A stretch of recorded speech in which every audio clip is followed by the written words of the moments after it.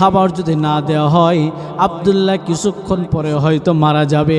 বাচ্চা ডেকে বলে দেরি করো না, আব্দুল্লাহকে তাড়াতাড়ি খাবার দাও, পানি দাও, খাবার দাও, তবে সাবধান পানি দিবা, সাধারণ কোনো পানি দেওয়া যাবে না, মদ মিশানো পানি দাও, আর তাকে গোস্তগুলো দাও, তাই শুয়োরের গোস্তগুলো সুন্দর করে পাক করে তার খাবার ব্যবস্থা করে দাও।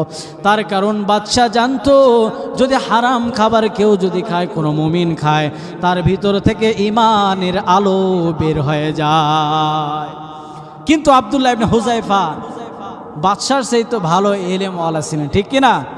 সেটা বা আব্দুল্লাহ জানতেন জীবন বাঁচার তাগিদে একটু হারাম খেলেও সেটা ক্ষমার যোগ্য হয়ে যায়।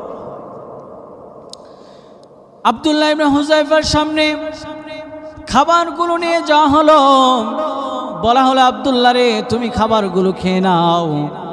আব্দুল্লাহ ইবনে হুযায়ফাকে বলা হলো আব্দুল্লাহ এই পানি কিন্তু সাধারণ পানি নয়, এই পানিটা মদ মিশানো পানি রে আব্দুল্লাহ, আর এই খাবারগুলো শুয়োরের গোশত তোমাকে দেওয়া হয়েছে। আব্দুল্লাহ ইবনে হুযায়ফা বলে ও কাফের, আমি আব্দুল্লাহ ইবনে হুযায়ফা জীবন দিতে পারি, তারপরও হারাম খাবার খাবো না। আল্লাহু আকবার। বাদশার কাছে খবর দেওয়া হলো, বাদশা মহোদয় আব্দুল্লাহ ইবনে হুযায়ফা কিছুতেই খাবার খেতে চায় না।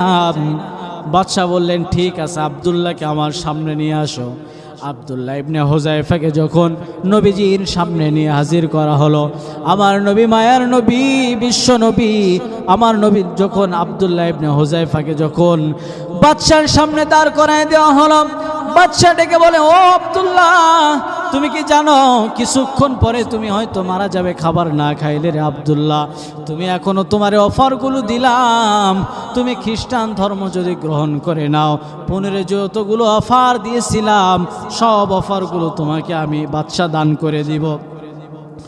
আব্দুল্লাহ ইবনে হুযায়ফা বলে ও বাদশা, হে রোমের কুকুর, আমি আব্দুল্লাহ তো বলেছি রে আমি আব্দুল্লাহ জীবন দিতে পারি, ঈমান দিতে রাজি নাই। বাদশার মাথা গরম হয়ে গেল। কয়েদি একজন জেলখানা থেকে মুসলমান কয়েদিকে বের করে এনে তেলের কড়াইয়ের মধ্যে তেল গরম করে ওই একজন মুসলমানকে তেলের মধ্যে নিক্ষেপ করা হলো। সঙ্গে সঙ্গে তার শরীর থেকে হাড্ডিগুলো আলাদা হয়ে গেল, গোস্ত থেকে হাড্ডিগুলো আলাদা হয়ে গেল। ওটা দেখার পরে আব্দুল্লাহকে বলা হলো আব্দুল্লাহ রে তুমি যদি ঈমান না গ্রহণ করো, তুমি যদি খ্রিস্টান না হও, ওই যে একজনকে তেলের মধ্যে ফেলেছি, তুমি যদি আমার না কথা শোনো আব্দুল্লাহ, তোমাকেও কিন্তু তেলের মধ্যে ফেলে দিব। আব্দুল্লাহ ইবনে হুযায়ফা বলে রোমের বাদশা আপনাকে কতবার বলবো আমি আব্দুল্লাহ ঈমান দিতে রাজি নাই, ঈমান বিক্রি করতে রাজি নাই। বাদশা বললেন যাও আব্দুল্লাহ ইবনে হুযায়ফাকে তেলের কড়াইয়ের মধ্যে তার নিক্ষেপ করো।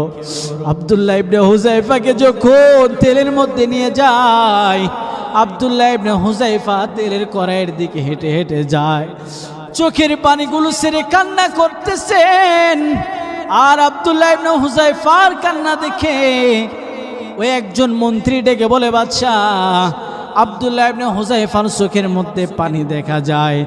আব্দুল্লাহ ইবনে হুযায়ফার হয়তো তার পরিবারের কথা মনে পড়েছে, তার বিবির কথা মনে পড়ছে, তার সন্তানগুলোর কথা মনে পড়ছে, আর এর জন্য আব্দুল্লাহ ইবনে হুযায়ফা চোখের পানি ছেড়ে কাঁদতেছে। আর একটাবার আব্দুল্লাহকে বলে দেখেন, মানতেও পারে।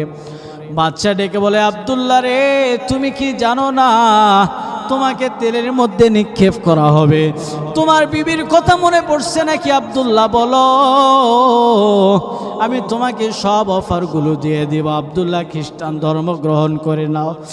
আব্দুল্লাহ ইবনে হুযায়ফা ডেকে বলে হে রোমের কুকুর, তুই কি জানিস না আমি নবীর প্রেমের মালা গলায় লাগায় দিছি রে বাদশা, আমি আমার মেয়ের জন্য কাঁদি না, আমার পরিবারের জন্য কাঁদি না, আমি আল্লাহর কাছে বললাম রব্বুল আলামিন আমি আব্দুল্লাহ ইবনে হুযায়ফার একটা মাত্র জীবন দান করেছো আল্লাহ, এই একটা জীবন আমি আব্দুল্লাহ দিনের পথে আমি আল্লাহ দান করে দিলাম।